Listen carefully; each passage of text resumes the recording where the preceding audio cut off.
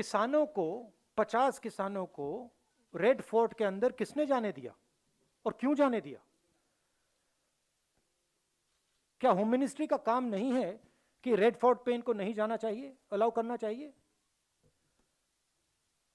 उसके लिए कौन जिम्मेदार है? सीधी सी बात है। उनको क्यों अंदर जाने दिया? किसने अंदर जाने दिया? होम मिनिस्टर से जाके पूछिए। और उसके पीछे क्या आइडिया था, किस प्रकार अलाउ किया गया, वो भी पूछ लीजिए। Now what is being done to the farmers is absolutely criminal. You're beating them, you're threatening them, you're bullying them, you're trying to discredit them. माननीय प्रधानमंत्री जी ने अंत में दिशा निर्देश देते हुए ये कहा है कि जो डिस्कशन के लिए, नेगोशिएशन के लिए 22nd, 23rd को हमारा एग्रीकल्चरल मिनिस्टर श्री नरेंद्र सिंह तोमर जी ने जो उन्होंने ऑफ़र किया था, हम डिस्कशन के लिए तैयार है। अगर आप डिस्कशन फर्दर कंटिन्यू चाहते हैं तो मैं एक फ़ोन कॉल पे अवेलेबल हूँ। जो स्टेटमेंट जो उनको कम्युनिकेट किया गया था, दैट स्टिल स्टैंड्स गुड। सरकार बातचीत करने के लिए तैयार है। ऐसा जो हमारा एग्रीकल्चरल मंत्री जी ने उस दिन कहा था, वो अभी भी ओपन है। मैं दिल्ली पुलिस से अनुरोध करता हूँ, भाई लुक आउट की कोई जरूरत नहीं है। यहाँ से लुक आउट कर लो, मैं तुम्हारे सामने खड़ा हूँ। कौन सा लुक आउट करोगे तुम? कोई राकेश टिकैत ये देश छोड़ के नहीं भाग रहा, कोई तेजिंदर विर्क ये देश छोड़ के नहीं भाग रहा। यहीं पे है, मेरा देश है, तुम्हारे बाप का देश नहीं है, मेरा देश है। यहीं पे रहूंगा, यहीं लड़ूंगा। लुकआउट नोटिस देते हो हमारे बारे में?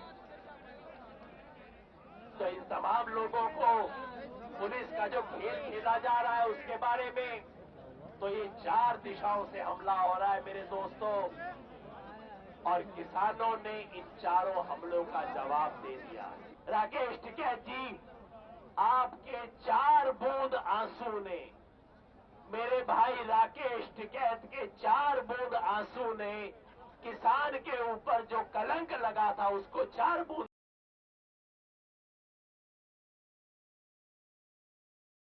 राष्ट्रपति के सामने, चाहे बेशक पार्टियों ने बाइकआउट किया, सबने तकरीबन 19 पार्टियों में 17 पार्टियों ने बाइकआउट किया।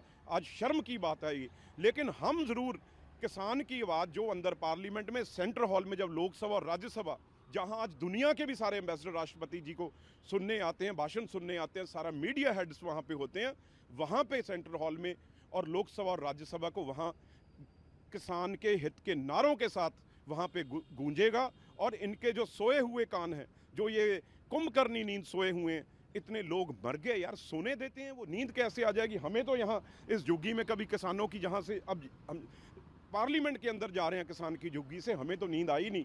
60 दिन से हम बैठे हैं, एक MP बैठे हों, लेकिन आज जो लोगों की ताकत है वो दी हुई अंदर जाके वो नारे भी गूंजेंगे। उसके बाद राष्ट्रपति भाषण के बाद आज तो पार्लियामेंट बंद हो जाएगी, लेकिन जब मंडे से पार्लियामेंट हम चलने नहीं देंगे जितनी देर ये किसानों का हल नहीं होता और किसानों की जीत नहीं होती।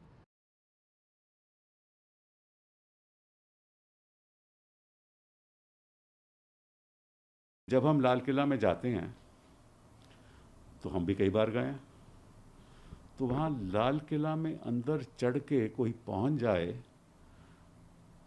जब तक इनको इजाज़त नहीं मिली होगी तब तक ये हो ही नहीं सकता। रिपब्लिक डे है, रिपब्लिक डे पे सिक्योरिटी हाईएस्ट लेवल की होनी चाहिए, ठीक है ना। और ये लोग वहाँ 8 बजे सुबह पहुँच गए और कोई रोक टोक नहीं, और सीधा लाल किला चले गए और खुद कहते हैं कि साहब हमें किसी ने रोका नहीं। तो क्यों नहीं रोका? कैसे जाने दिया? क्यों जाने दिया? वहाँ तक पहुँचे कैसे? ये सवाल उठते हैं, ये सवाल उठते हैं, इनका जवाब भी किसी कभी ना कभी तो देना पड़ेगा ना। तो ये सारे मुद्दों में जो मुझे लग रहा है